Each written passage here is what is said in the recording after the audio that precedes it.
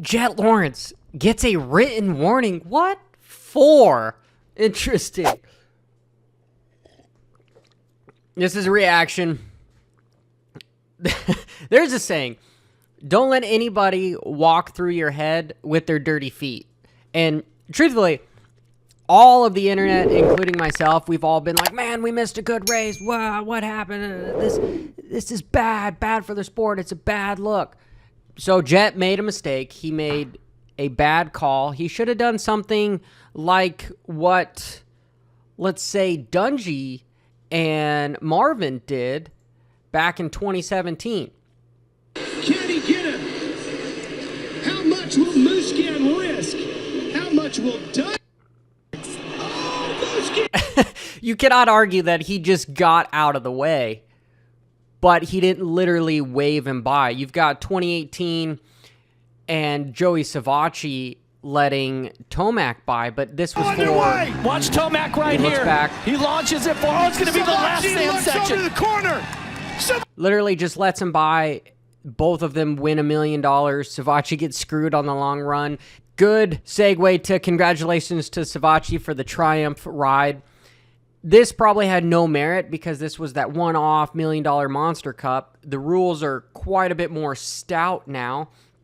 And if I'm looking back at this stuff, right here, pretty much maybe a quarter of a lap before Jett lets Roczen by, look, he looks back, looks to the side of him. He could have just let him by right there.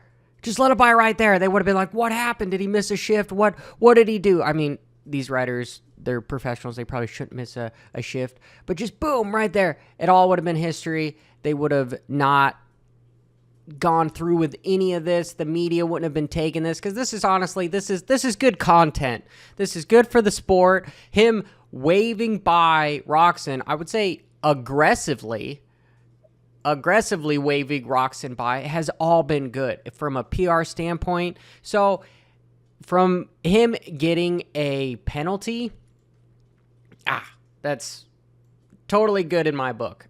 Probably meetings in the back been like, hey, let's just not do it again. I mean, the fans want to have a good race and whatnot. And this brings up potentially the sport trying to eventually get into gambling. Could you imagine if you had 10 grand on this and he just lets him by? I mean, yeah, everyone is going to be pissed about that stuff. And that's where the sport needs to go if it's trying to make more money and eventually give the riders more money. So I understand that, hey, a performance obligation is something that they need to. This is definitely, I wouldn't say a circus, but it's entertainment for sure. And that's not entertainment. However, I will bring back to the point that this has been, I would say, kind of the Deegan phenomenon. Whatever that kid does is like gold. Same thing with Jett. That's what he's turning into. Just another little tidbit on his resume.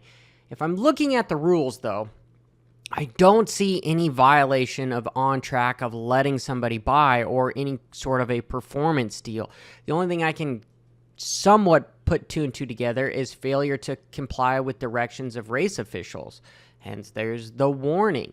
If I'm going back into what the riders are, their participant conduct down here, this is on page 21, engaging in any unfair practice, misbehavior, or actions detrimental to the sport or motorcycling in general, whether or not related to a specific competition. Incredibly vague, but you could pretty much do whatever you want with that.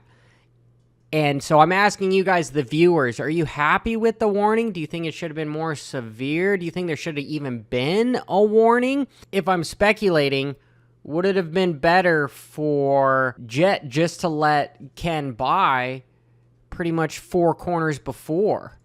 To me, it looks like there was just a lot of pressure going on with Jett, and Jett aggressively tells him to go by.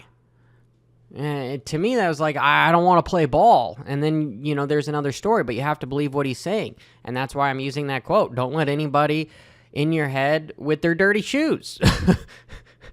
It is going to be a good race come this weekend, come Saturday. And Hey, stay tuned for this week's live show tomorrow, noon Pacific time. I've got a pro rider. He's got some news he wants to share as well. And we are going to debate, argue, whatever, about who's going to win in this exact topic, amongst other things. Till next time, keep it WFO. Ba-ra-da-da-da-da.